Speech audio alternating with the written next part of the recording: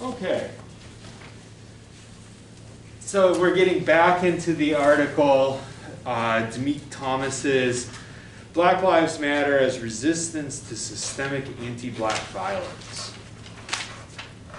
So let's pick up on where we left off. What were we saying so far?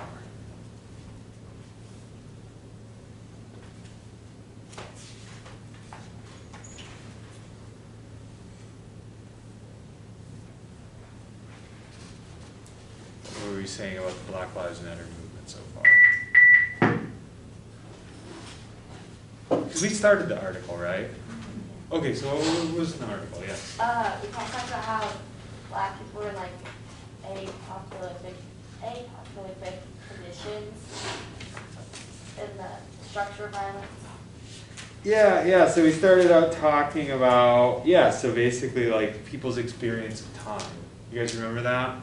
So like basically like one of the things that starts the article is this discussion of, to some degree, that like our orientation towards time is different depending on where we're at in society, right? So like for minorities, their experience of the past and the future is very different. The example given here is that like there's a sort of apocalyptic undertone. This was something out of Afrofuturism, was the name of the movement, right? There's a sort of apocalyptic undertone to African Americans' experiences. And if you think about like if you go down to the poor urban neighborhoods, I think it's very obvious why they say that, right? So like anybody here ever spent any time in a poor urban neighborhood? Like not like necessarily lived, but like what's it like? Run down. I mean, so I worked for a painting company, I guess, this past summer. And we did a lot of like houses in those neighborhoods, and so like the houses were chip paint inside was like everything seemed scattered. There really wasn't any organizational like to it, and like there's no like driveways at all. Cars are along the side of the road. Yeah. Not like no. Most cared for, like I guess lawn, but just not the most, I guess, appealing to the eye in an area based off like the surroundings and stuff like that. Yeah. Which city was this in? Wichita. Wichita. Anyone else? So like the city that I grew up near, Saginaw, I had friends that lived in what would be called the east side of Saginaw, which is the poorer half of Saginaw. And like, one out of every 3 houses was abandoned, because there had been a huge population decline. Like you talked about like sidewalks, right? Like in driveways, right? Like sidewalks hadn't been repaired since the early 60s. So like pretty inconsistent, much like it is here in Kansas. There's a reason behind that, which actually is in an article that I'm teaching in another class today. Anyways, yeah, so it's often like if you think about like urban downtowns in poorer parts of a city, right? Particularly African American parts of the city. Often there are a lack of businesses there. The buildings themselves are decaying, right? If you were to go down to downtown Detroit, and downtown Detroit is like in a resurgence right now, but you still get like all these even like skyscrapers that are abandoned. And it looks, in a lot of ways, it looks like an apocalyptic landscape. In fact, like a lot of apocalyptic movies are filmed in Detroit, and the reason why is because like it kind of already looks like it. And so talking about like what is the experience of like temporally, like African Americans often live in a space where they can feel that like there's something weird having gone on, right? And that's very different from the time orientation of most white people into thinking about the future or the past. Like maybe they'll think like for people who are living well, they may fear something in the future, right? That things are going to get worse, but like if you're already an oppressed person, right, that's not necessarily going to be a concern of yours. There's a reason why there's very few African American survivalists. You know, you guys know what survivalism is, right? Like, yeah, and so like that's kind of like picking up on this difference of time, right? So if we think about history, right, the history of African Americans is one in which they've already been exposed to and continue to be exposed to these different forms of anti-black violence. Right? From here it picks up on something by Frantz Fanon. Obviously we already read Frantz Fanon, but this is a different aspect of his work. And it talks about these three different types of violence. What were the three different types of violence in this article? Once again, clues, section headings. Structural violence, physical violence, and systemic violence. Yeah, so you have structural violence.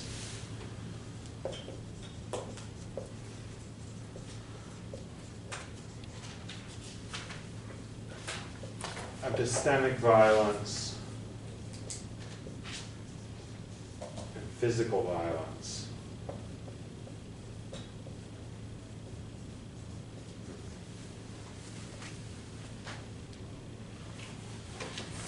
So, what is, in some degree we should have kind of like a basic notion of these just from other things in our class even. What do you guys think structural violence means? You can also look through this section.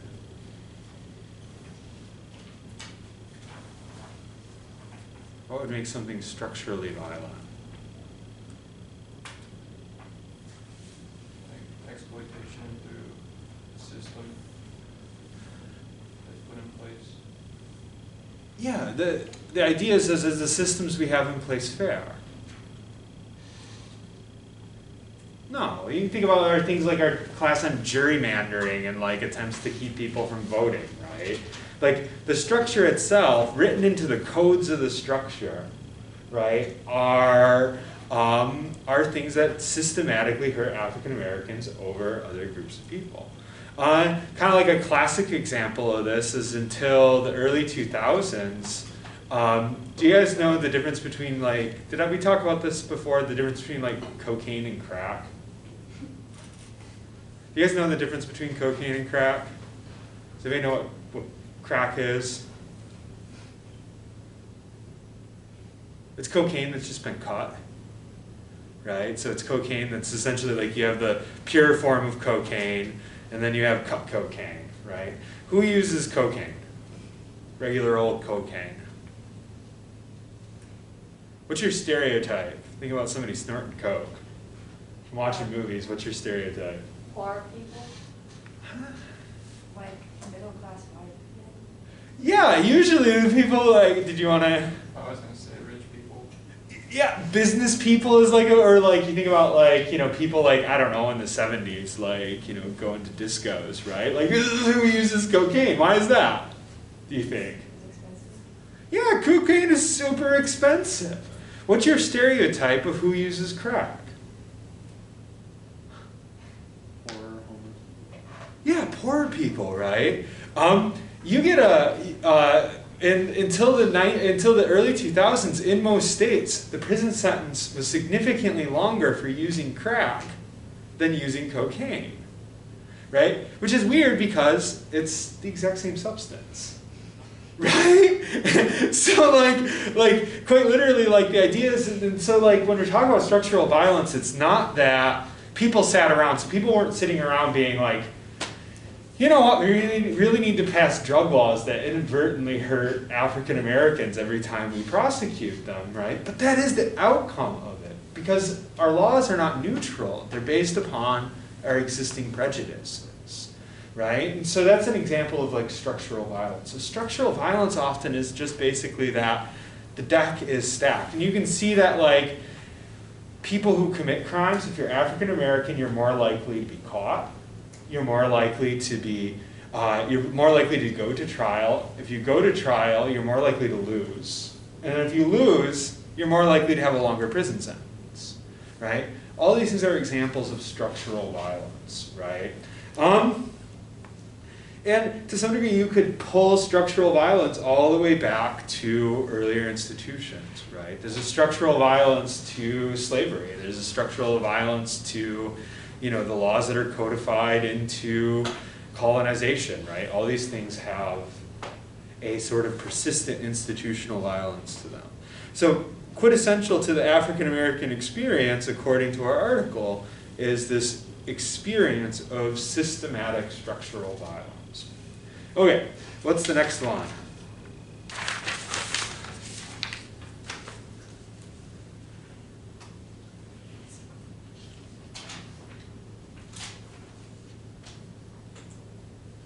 Physical violence. Physical violence, right? So part of the African American experience is that they're more likely to see actual physical violence, right? They're more likely to experience extra legal violence on the part of the system, right? So like basically what you're getting at is, you know, physical violence is obvious, right? It means actual violence, but like, you know, for a long time, we can go all the way back to things like the, you know, systematically lynching African Americans who didn't even commit crimes, you know. In a lot of ways, hate crimes are still not uncommon, right? It's a lot more dangerous to be an African American person in the United States than it is to be white. And so like, and that's not necessarily like it can be in the case of cops, it can be in the case of a lot of other people. Some of the examples given in the history of Black Lives Matter, when we get to that section, are things not actually done by the cops, right? But how our system sort of treats it, it reinforces the use of violence against African Americans, even interpersonal violence. Okay. Lastly, we have epistemic violence.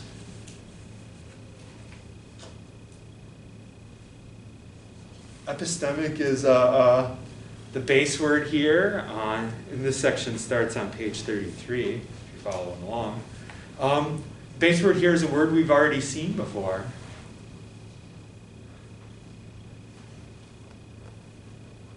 Do you remember when we were talking about briefly epistemology as an idea? Oh, go ahead. No, I was just gonna, because it emphasized on like epistemological violence, and, how, I guess, groups view the other. Is that where that was going? It's a little bit different, but yeah, you're on the right track with recognizing what epistemology is, right? So what was do you want to just phrase what epistemology is real quick? Knowledge and truth, or how one perceives it. Yeah, so epistemology, we come across that when we were talking about Collins, right? And black feminist epistemology. Epistemology is the way in which we know the world. How do you know what you know, right? It's the thought worlds of people. That's what when you talk about epistemology, that's usually what it's indicating, right? So what would be epistemological violence? It'd be violence against what?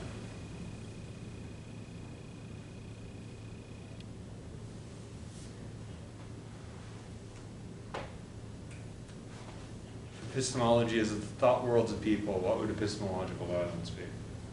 Destroying those thought worlds. Yeah. So the idea is that there's actually a long history of cultural contributions from African Americans, that their thought world is legitimate in some way, but it's never been treated that way.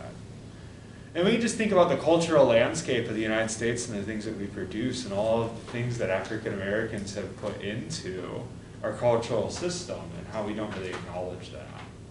You know, you wouldn't have American music as we experience it if it was not for African Americans at each step, right?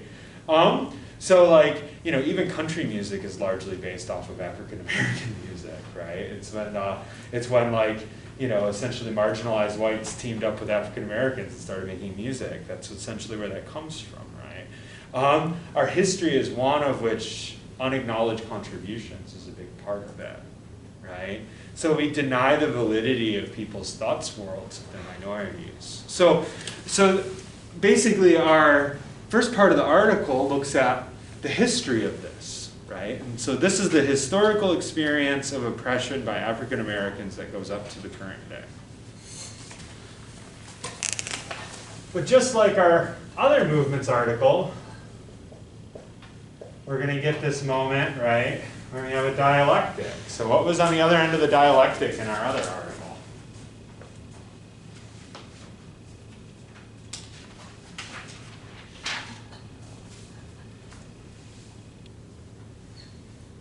What was the other end? So if you think about the other article we had, you know, it started out much like this article with this long list of sort of like oppressions, right? The sort of, if you think about it, the structure end.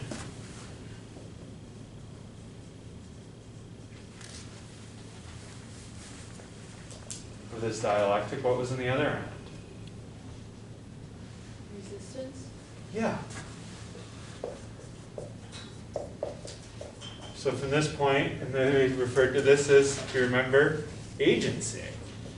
Right? So African Americans are not just passive recipients of political violence in these three different forms, but they actively resist it, have throughout their history.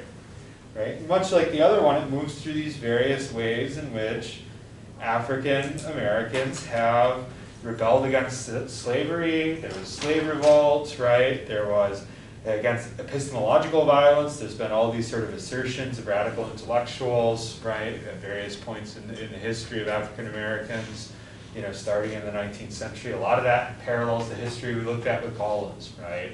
Collins was very interested in these sort of African American women's voices, you know. To some degree that you could view that as resistance against epistemological violence, right? Here it talks more about like W.E.B. Du Bois and Frantz Fanon and people like that. And then you have, you know, as well as, you know, things like the civil rights movements, things that we're very aware of, right? How does the structure usually react to resistance from African Americans?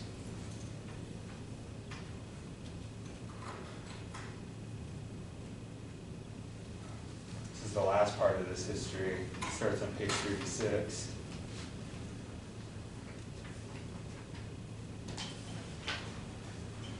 Backlash? Yeah. So structure has a tendency to react with backlash.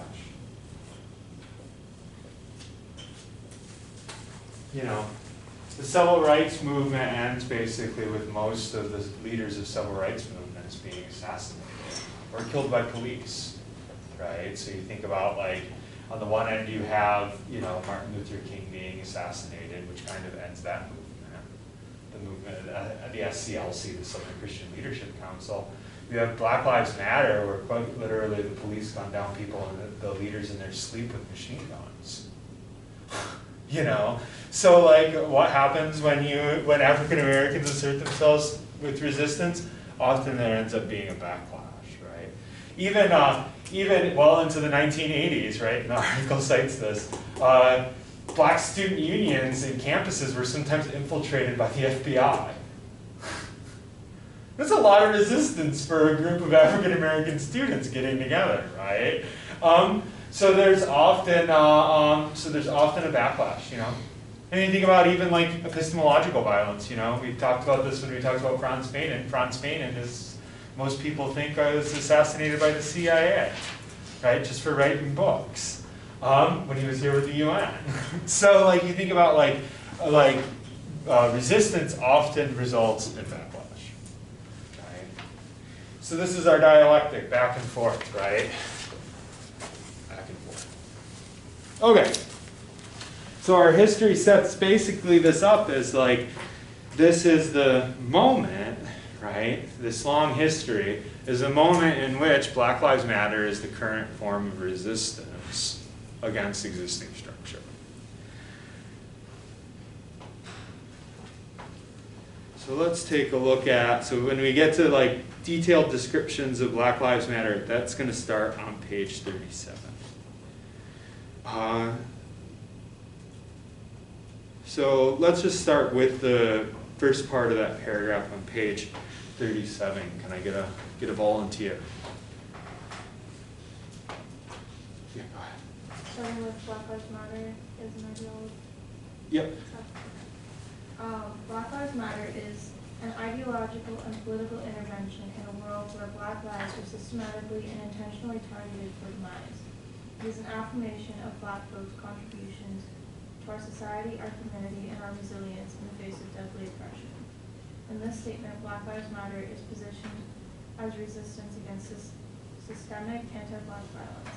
Their mission also invokes the liberation tasks of the BHQ framework. These tasks are characterized by intersectionality, awareness of position in society, decentralized leadership, cultural strength that foster empowered action. Participation of youth, DHK framework focuses on Black youth, explains how youth may get involved at an early age. And documenting resistance for the awareness of the structural of racism and race, contributions and achievements of Black people. Okay, I'll allow you to pause there. So what is so according to Black Lives Matter, what is its purpose? What is it supposed to be doing? What's its mission statement? Bring awareness and get people involved. Yeah, basically. What are they trying to raise awareness of? Black people and systemic oppression against them and their history and why they're affected in society. So yeah, on the one end, right, and this is why it starts this way. On the one hand, Black Lives Matter pursues specifically showing the way in which structure, right, this is like systematically, threatening the lives of African Americans, right, within our, which shouldn't be surprising at this point in the semester, right? Like, we've looked at a lot of ways in which African Americans are oppressed throughout the semester, right? So one thing that they want to do is Black Lives Matter specifically wants to draw attention to the way in which structure acts against African Americans.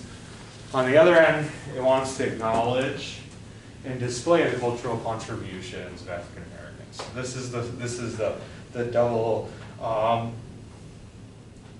sort of like, if you will, the double contribution. Let's pick up at again, like looking at, you already read this aloud, but like if you guys want to look at where the phrase "their mission" starts, about 4 sentences down, there's a few other things. So what characterizes how they do it? So this is, in some ways, the methods of Black Lives Matter.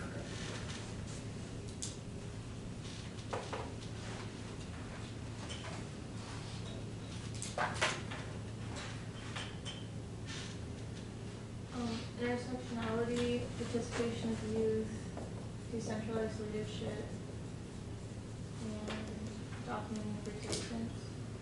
Yeah, intersectionality, decentralized leadership,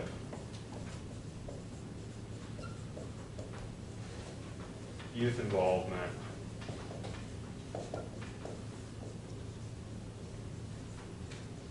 documenting resistance. Okay. So what's the first word mean? You should really know this by now. Did anybody catch who Black Lives Matter is specifically influenced by as a movement? Actually, I didn't know this till reading this article myself. Well, like the founders are all Black women. Is that what you mean? Yeah, the founders are all Black women, and what is that, like, where do they have in their mission statement? And this somebody we read is like cited all throughout this document. That's Patricia Hill Collins, right? Intersectionality. So what was intersectionality? Just going back, we read a whole book on intersectionality. What was it? You guys wrote a take-home on intersectionality. It should be an easy question. A take-home question on it. What was intersectionality? There's systems of oppression, and there's like a ladder of sorts of oppression, and as a person with certain identities, you fall within that ladder. Wherever you fall, you're going to be oppressed more, I guess, or less. Yeah, well, we all have this combination of things, right? So like we have various identities, right? And the intersection that we fall in determines both the nature and the degree to which we're oppressed. So what this is referring to is, and a lot of this article, when we go through these in detail, which there's a section on each of these, it talks specifically about learning from past civil rights movements. This is very much so how movement literature works, right? You learn from past social movements with the issues that you're interested in, and then you figure out what worked and what didn't, and then you transform it. So historically, right? And you think about Collins, right? Historically, African American civil rights movements were really bad at intersectionality, right? Like the early movements are generally led by white men, and they are generally led by black men and speak to black men's experiences.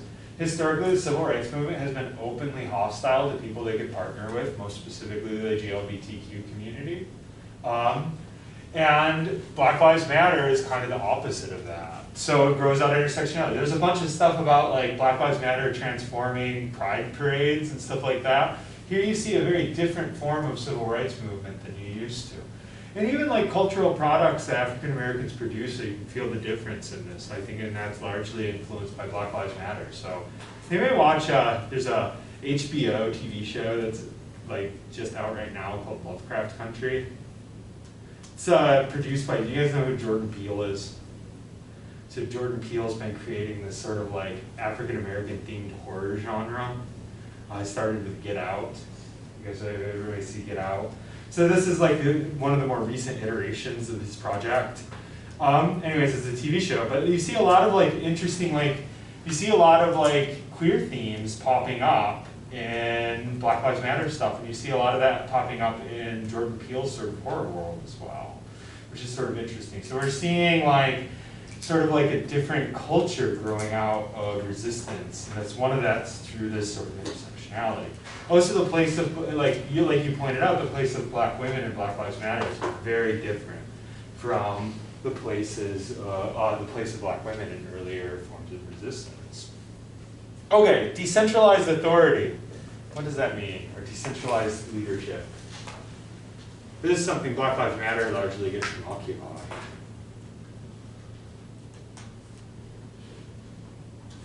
How unified is Black Lives Matter as a movement? Is it led by one person who tells you what to do? Yeah, in the past, African American resistance movements has been led by charismatic leaders, right? So there's a handful of people in each organization that leads them, right? This was true of the SCLC with Martin Luther King. This is true with SNCC. This is true with the Black Power movements. You know, all of these organizations were led by a handful of very charismatic leaders. What's the problem with that? Often seen in the form of resistance against these movements. If you took out the leaders, then the movement dies. Yeah. Martin Luther King gets assassinated and SCLC loses all of its weight, right? And essentially, like, you could say that, like, in some ways, like, part of the lack of progress that happened as a result of the civil rights movement had to do with this strategy decision, right? That, you know, because you think about like Martin Luther King like as a symbol in America is very different from Martin Luther King, the actual activist who was in favor of, you know, things like redistributing wealth. So like Martin Luther King is a very big proponent of socialism. People don't even acknowledge that, right, as being true. It's sort of treated that he just wanted to change a handful of laws, basically the laws that LBJ changed, and then that was LBJ changed, right? And then that was it, right? But in reality, there was a much deeper project at SCLC that involved, yeah, redistributing wealth, ending the draft of African Americans into foreign wars, all these sort of things. Because like, I'm not sure if you guys are aware of this, Vietnam at that time, right, like African Americans were significantly more likely to be drafted than white people because white people could avoid the draft in various ways that African Americans didn't have the money to do. So they sent a disproportionate number of African Americans to Vietnam. So, you know, and Martin Luther King basically would frame this and did frame this regularly as basically like America sent black people to kill yellow people. Right, to further its own empire. So like that's a lot more radical than what we give him credit for, and partially that's because people assassinated him, so he lost his voice.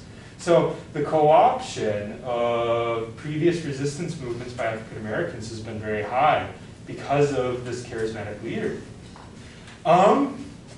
So Black Lives Matter specifically avoids this, right? The women who started Black Lives Matter specifically did not want to have centralized authority over the institution. Each individual chapter of Black Lives Matter is an entirely independent organization that is grassroots led. So it's led by the people who are part of that local chapter. So there is no centralized authority.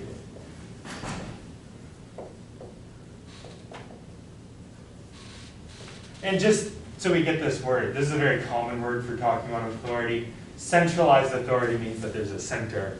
Decentralized authority means that authority is dispersed out, right? So one thing that they change is that. So here's something where they take something that's very successful about past movements. Historically, resistance movements of African Americans have involved young people.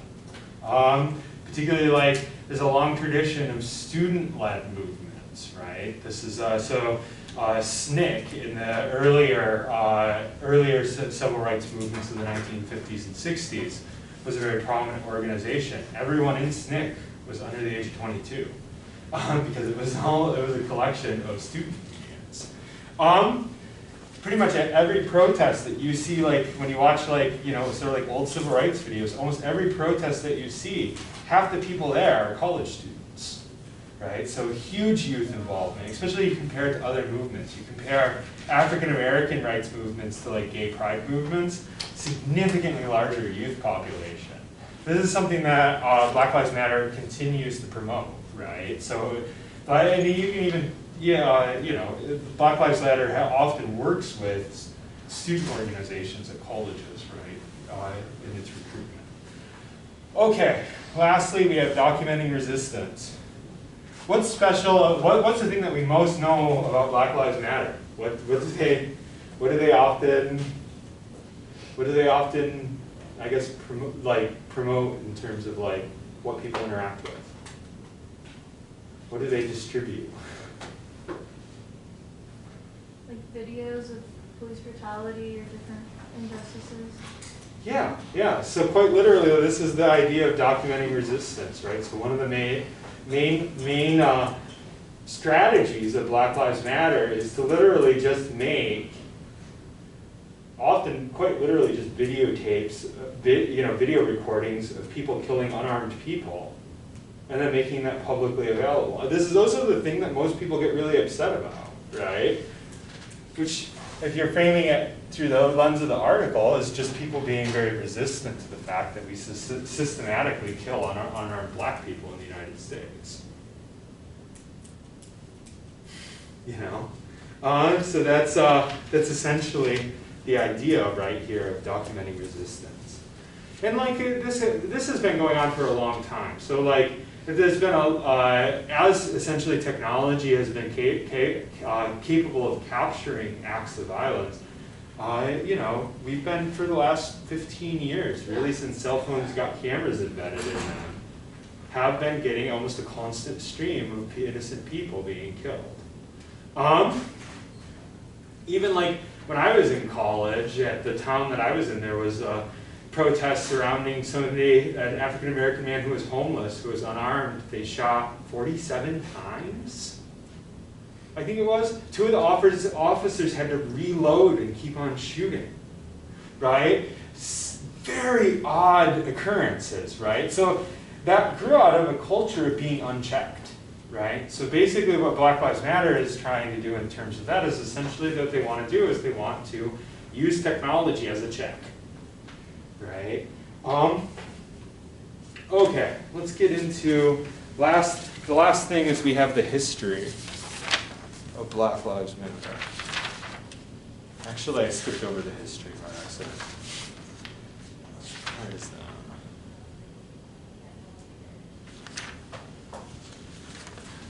Oh, brief history. So I kind of leaped over that and got into the themes. But the brief history, oh, that's because at the top of the brief history is where they introduce it. Does anybody know anything about the history of Black Lives Matter, where it comes from? Yeah. Didn't it kind of start around Trayvon Martin? Yeah, that's exactly what it started with. So there's a large outcry with Trayvon Martin. Does anybody know what happened to Trayvon Martin?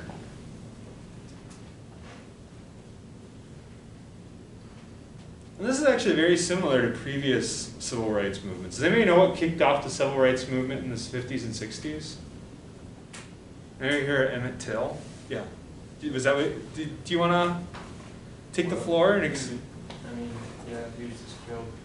He was from Chicago and killed brutally in Mississippi, and it was so bad that they had an open casket for people to see how defigured he was, and so it kind of started a huge wave of response to the violence. Yeah. Does anybody know what prompted the violence against Emmett Till? Do you remember that? He was accused of whistling at a white woman. Yeah, essentially he was at a store, talked to a white clerk, which appears like it was innocent enough even, right? But they ended up beating him almost to death, tying him up in barbed wire, tying him to a cotton gin and throwing him in a river for him, right? And essentially like this, the anger over this when it came back to Chicago was the thing that sort of triggered the civil rights movement originally. Black Lives Matter has a very similar history, right? So Trayvon Martin is a kid in Florida. Does anybody know what happened to Trayvon Martin? He was walking alone in a neighborhood and he got into like some sort of an altercation with a man. Who I guess like followed him to see what he was doing, and he ended up being killed in that altercation, and that man was never charged.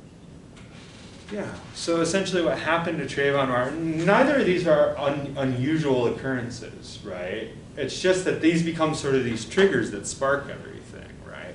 So, so with Trayvon Martin, yeah, he's walking through his own neighborhood, and George Zimmerman sees him, follows him for a while. George Zimmerman confronts him.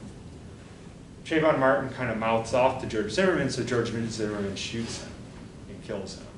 And George Zimmerman still is not in jail. He did not commit murder, right? He got covered under something called the Stand Your Ground law. But essentially that became like using the stand your ground law so that you could legally kill an innocent black person if you wanted to in the state of Florida. A very similar case, did you guys hear, I'm trying to remember where this was, I think it was in, where the jogger, you guys hear this? African American was just jogging through a neighborhood and then people killed him for it. And it was in broad daylight in the middle of the day, right? But once again, like just like in the Trayvon Martin case, it sparked a lot of controversy because the cops just didn't even arrest anybody. You know? So that's kind of like one of the things that, so it's not just like that police officers, right, in a downward sort of way, it's that like even when there's interpersonal violence, right, and it results in the death of African Americans, it's very likely that people will get away with it. Didn't they eventually arrest them though? They did, because the Black Lives Matter put a lot of pressure on them. Yeah. And that's essentially what, so like, then that's kind of the idea, right? So like, I think the question is like, would have they arrested them if, right, there's doubt here. So I'm not like trying to present a unilateral, because the police department said, oh, we were going to do it anyways. But there's a question of whether they would, right? Because historically and statistically speaking, they don't necessarily. So that's in essence like kind of like the birth of Black Lives Matter. That's kind of the purpose behind it. Any questions about Black Lives Matter? And this isn't me promoting Black Lives Matter. Going back to like, when I teach the voice of our article, right? And our article very much so, and it's usually social movements literature, so this whole week was on social movements literature. Generally, social movements literature is very supportive of social movements, right? You don't go into studying social movements usually unless you like them. So in a lot of ways, and you can call that a bias. I think even social movements people would not be afraid of even saying that they're biased in the position of social movements. But generally speaking, it's a huge literature, and this is just sort of a small glimpse into what the social movement literature looks and sounds like. So, but don't take it as me trying to sway you politically in any way, shape, or form. Okay, any questions or thoughts before we end? How aware were people of these aspects of Black Lives Matter? Fairly? Not really? Just curious. Yeah. So I was just, I'm curious about like, how does the leadership work in Black Lives Matter, since it's not like one charismatic leader, like, yeah, how does that work? Well, and this is true, like, Black Lives Matter has a certain anarchistic element to this. And like I said, I feel like they inherited that from the Occupy movement. And so like, the local chapters of Black Lives Matter don't necessarily have the same philosophies, right? So there isn't really like a centralized thing. In a lot of ways, the article's more like distilling themes out of what Black Lives Matter says and does, than actually viewing it as like, they don't release a platform where they're like, these are our ideas, as much as they do. I mean, they did initially, but as the movement has moved on, right, essentially it is, the different chapters might actually have very different strategies that they use or thoughts that they use. Which once again was the big thing. So the Occupy movement was the movement, it was a sort of like, it grew around the financial crisis of 2008. It was a predominantly, so in our demographic, it was a issue-based movement that was predominantly majority, but they were completely decentralized and people just occupied public space all over the country. And this is the Guy Fawkes mask thing. I'm sure you guys have seen that, right? Like the Guy Fawkes mask is the white mask where the guy has a curly Q mustache. Right? And so the Guy Fawkes mask was an Occupy thing. Occupy was organized the exact same way. So you had originally, I think the original Occupy movement was in New York. And then you had like Occupy, and even down to like, you'd have like small towns would have Occupy movements sometimes, right? So like, they became very dispersed, very decentralized. Black Lives Matter works pretty much the same way. What makes you a part of Black Lives Matter is that you say you're a part of Black Lives Matter when you do movement organization, right? So like, much as like people in the Occupy movement, what made them part of the Occupy movement is they said, we're part of the Occupy movement and we're doing this. So Black Lives Matter has more like a strategy platform that other people sort of elect to be a part of. Which I mean was true really early on. Like when Trayvon Martin was killed, I was working on my PhD in Knoxville, and there was a fairly active but entirely disconnected Knoxville that was mostly student-led Knoxville Black Lives Matter thing, and they would occasionally just set up in town square, right? Market Square is the name of it in Knoxville, right? And they would just protest for an hour and then leave, and they would just do this occasionally, right? So that's essentially kind of the idea. Okay, any other questions? Well, great. Thank you guys so much. Have a good day.